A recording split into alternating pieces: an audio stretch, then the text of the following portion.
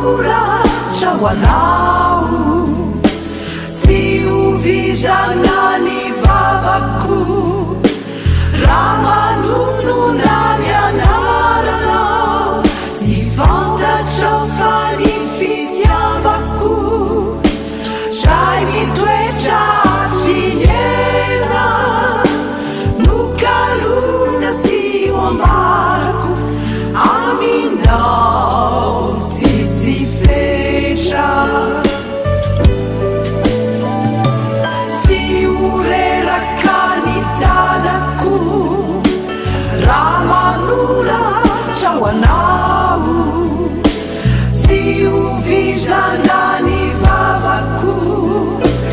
raha manonona ny anaranao, tsy fantatra fa ny fitiavako, zay mitoetra tsy ela, nokalona sy oambarako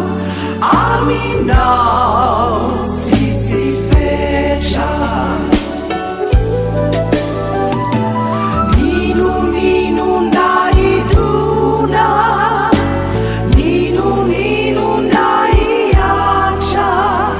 ny fokotia tsirona, na izaly sy aotra, ianao no efa tiako, kana izana siny, lay toky mamizay riko, tonga izany ankehitriny. Ninonina idona, ninonina iatra, ny fokotia tsirona, na izaly sy aotra,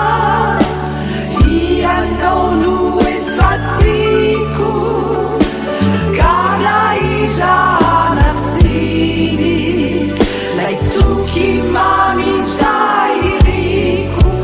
tonga izany ankehitriny. Tsy oreraka ny tanako, raha manoratra ho anao, tsy hovizana ny vavako, raha manonona ny anaranao, tsy fantatra fa ny fitiavako, zay mitoetra tsy ela, nokalona sy oambarako aminao tsisy fetra. Ninonina idona, ninonina iatra, ny fokotia tsirona,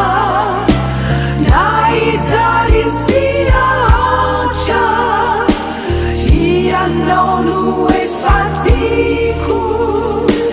kana izana siny, lay toky mami